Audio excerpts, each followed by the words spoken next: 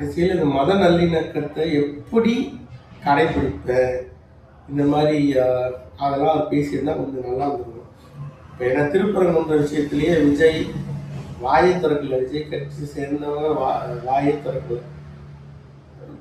High court ஒரு order கொடுக்குது, தமிழ்நாடு அரசு அந்த ஆர்டரை நாங்கள் நிறைவேற்ற மாட்டோம்னு சொல்லுது. இடைக்கால தடை விதிக்கிறதுக்காக அடுத்த பெஞ்சுக்கு போகிறாங்க, அவங்க இடைக்கால தடை விதிக்கலை.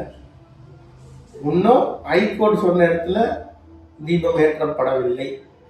ஸோ அது ஒரு டிஸ்பியூட்டாகவே இருக்குது. ஹைகோர்ட்டும் தமிழ்நாடு கவர்மெண்ட்டும் ரெண்டு பேரும் மோதிட்டு இருக்காங்க. ஓகே, அது நடந்துட்டு இருக்கு.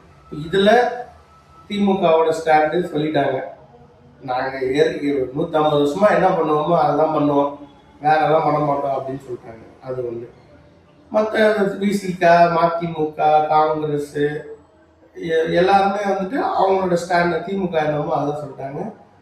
அதிமுகவும் அதே இதில் தான் இருக்குது. டிடிவி தினகரன்லாம் இப்போ இந்த மாதிரி ஒரு பிரச்சனையெல்லாம் உருவாக்காதீங்க, ஏற்கனவே இருக்க மாதிரியே இருக்கட்டும் அப்படின்னு அவங்க இந்த பக்கமும் இல்லை அந்த பக்கமும் இல்லாமல் நல்லா போயிட்டு இருக்கிறது அப்படியே போக விடுங்க, வேண்டாம், ஏன்டா நடுவில் வந்து நாசம் பண்ணுறீங்கிற மாதிரி பேசிட்டாங்க.